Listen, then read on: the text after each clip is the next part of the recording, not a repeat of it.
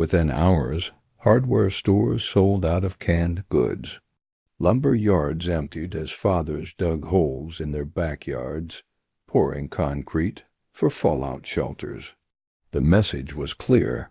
Survival belonged to those who could afford to go underground. But here's what the government didn't tell you. The bunker was never the solution.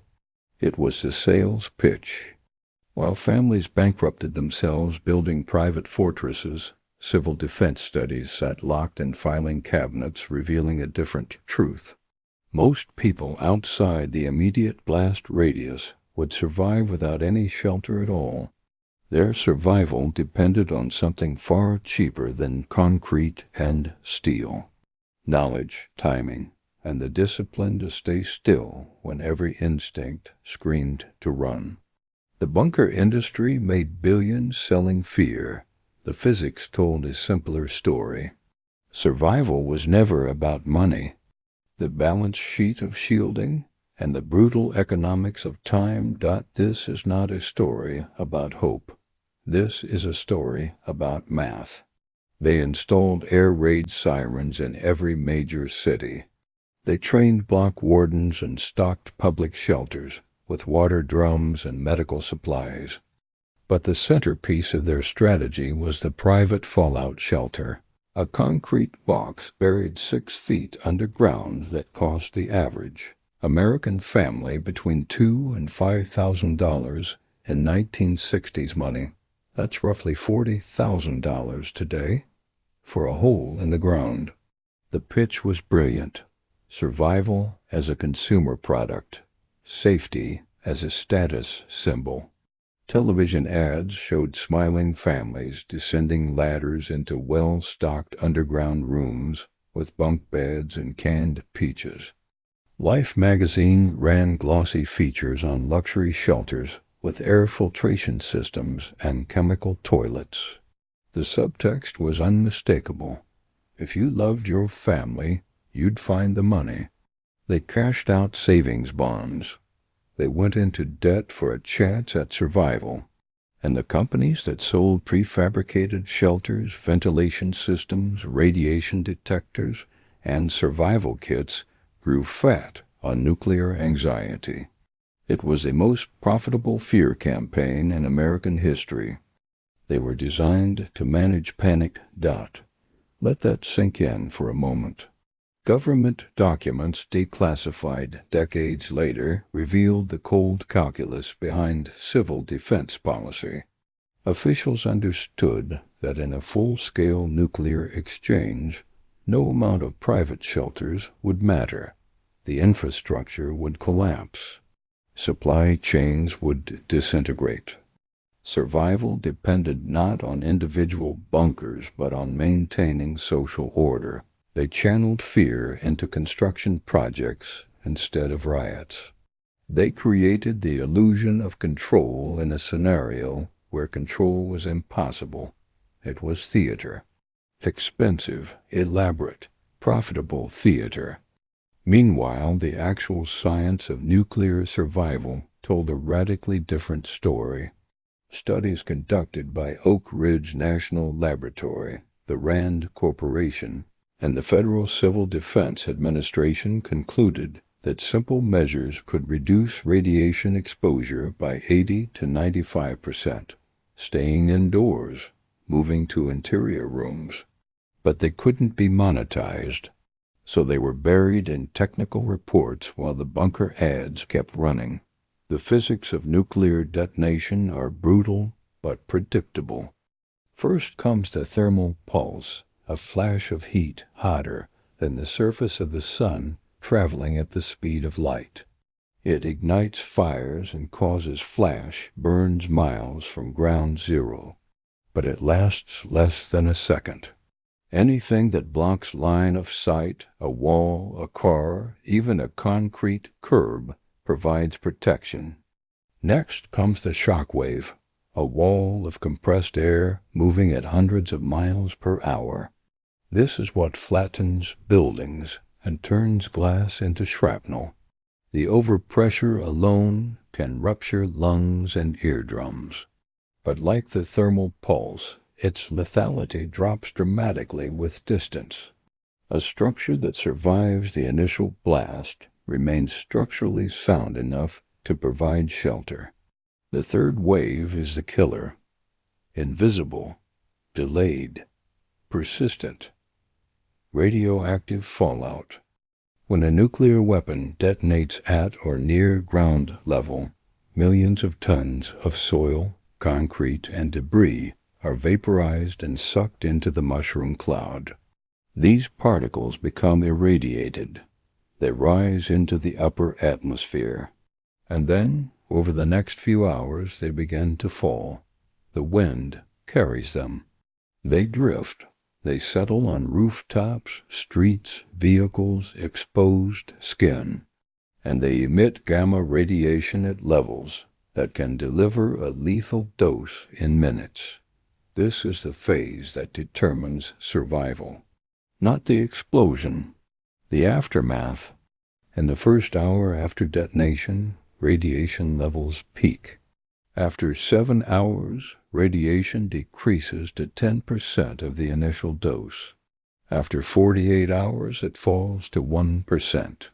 After 2 weeks, ambient radiation in most areas drops to levels that allow limited outdoor movement. The math is precise. The timeline is fixed. Your only job is to stay inside long enough for the numbers to work in your favor. But fear doesn't do math. Fear runs, and running is what kills. In every simulation, every historical case study, the same pattern emerged. Exposure meant dose accumulation, and dose accumulation meant radiation sickness, organ failure, and death. The bunker salesman never mentioned this. It didn't fit the narrative. Instead, they sold the fantasy of the sealed environment, airlocks, filtration systems, Geiger counters.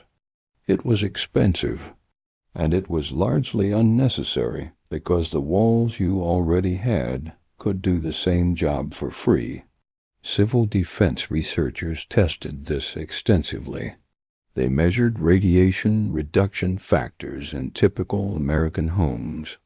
A wood frame house with a basement provided a protection factor of 10, and water containers around your shelter space, and the factor climbed even higher. The formula was simple. Mass plus distance equals shielding. A bunker provided more mass, but so did the mattress leaning against your closet door. So did the bags of rice in your pantry. So did the dirt in your crawl space. The difference in survival rates between an expensive bunker and a properly used interior room was marginal, but the difference in cost was astronomical.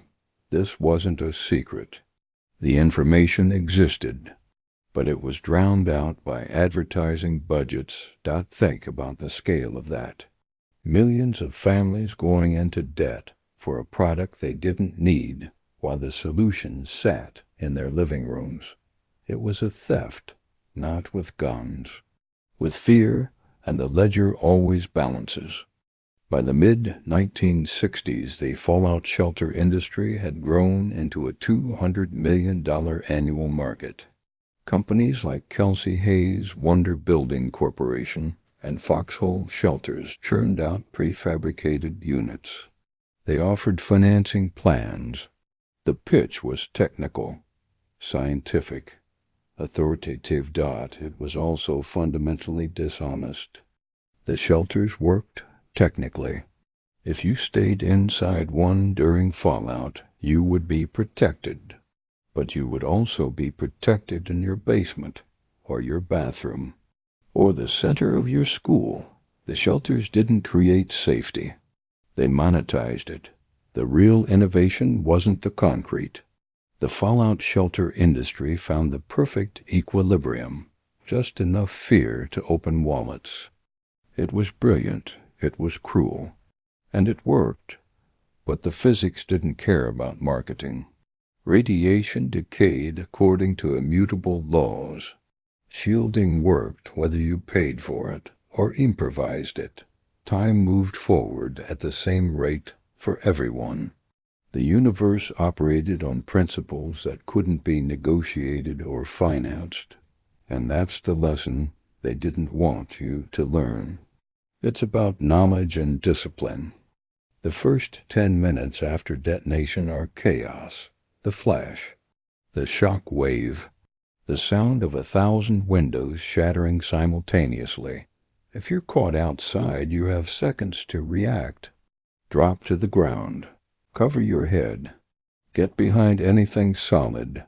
The thermal pulse travels faster than you can think, but it doesn't last. The shock wave follows. It hits like a wall. Then it passes. It's no longer about surviving the blast. It's about surviving the fallout. It takes time for particles to fall from the upper atmosphere. Depending on wind speed and altitude, you might have 10 minutes, you might have an hour, but you have time, not much. But enough. Get inside, not just any inside. The deepest, most interior space available. A basement, a windowless bathroom, away from the roof. Seal the gaps. Keep it out, and you keep the radiation out. Then you wait. Every instinct will tell you to check outside, to look for family, to find food, to move. Ignore all of it. Movement is exposure. Exposure is death. The radiation outside is invisible, and it doesn't care about your intentions. Stay still. Stay shielded. Stay alive. The first 24 hours are the crucible. 1 hour outside during this window can deliver a fatal dose.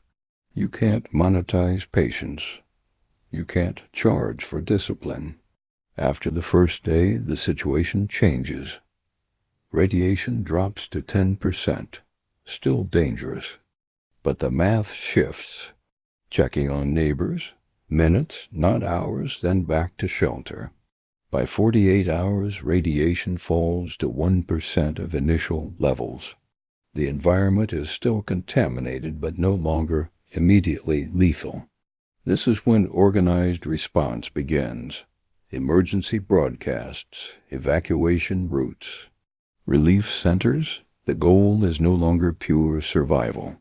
It's transition to structured aid. By 2 weeks, background radiation in most areas drops low enough for limited outdoor activity. The acute crisis phase ends. What follows is recovery. Preppers built them. Billionaires bought them. The idea was embedded too deeply to dislodge. If you couldn't afford to dig, you couldn't afford to survive. It was a lie, but it was a profitable lie. The people who sold the shelters knew they were selling something else, not safety. The anxiety could rest. But because you'd bought the most expensive option available, it was insurance for your conscience. Internal memos from the Office of Civil Defense explicitly acknowledged that private shelters provided more psychological benefit than practical advantage. But they encouraged the industry anyway. They didn't question nuclear doctrine. They dug holes and felt safer. It kept the peace. It kept the economy moving. And it kept the truth buried under 6 feet of concrete. Survivors from Hiroshima and Nagasaki shared their stories. Not in popular culture. That still worships the bunker. Modern guidance emphasizes shelter in place. It teaches improvised shielding. It stresses the importance of time and distance. Most people in a nuclear scenario will survive the initial event. Their fate depends on what they do in the hours afterward, and what they do costs nothing but knowledge. This isn't optimism. They don't care about your bank account or your bunker's blast door rating. They care about mass between you and the source. So does dirt, so does water. The difference is cost. And cost is where the industry made its money. Sovereignty is solvency. Nations that couldn't pay their debts lost their independence. Families that went broke buying bunkers lost their financial stability. And the people selling solutions get rich while everyone else pays the bill. Think about that. The people who survive disasters aren't the ones who spent the most. They're the ones who knew the most. Knowledge is leverage, and understanding the actual mechanics of survival is worth more than any product you can buy. While families mortgage their futures for steel and concrete, the real tools sat in plain sight. Walls, time, discipline, the willingness to stay calm when everything inside screams to run. That's the lesson, not just for nuclear war.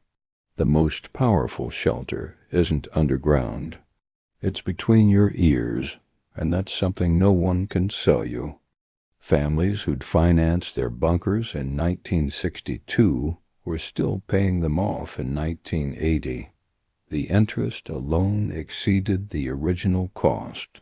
Some shelters were never used, some filled with water. The cost of fear compounds over time. Meanwhile, free doesn't have a sales force. Free doesn't make anyone rich. So it got buried. Like the bunkers themselves, which means you have something those families didn't. You have the information before the crisis. You understand the physics before the panic. You know that survival isn't for sale. It's a skill set, and that makes you ahead. The people who don't know this history will make the same mistakes when the next crisis hits. They'll trust the people who profit from their fear. You won't. Because you've seen the ledger. You know how it balances. You don't build a bunker. You learn your home's interior layout. In your closet, you keep a battery radio. And you remember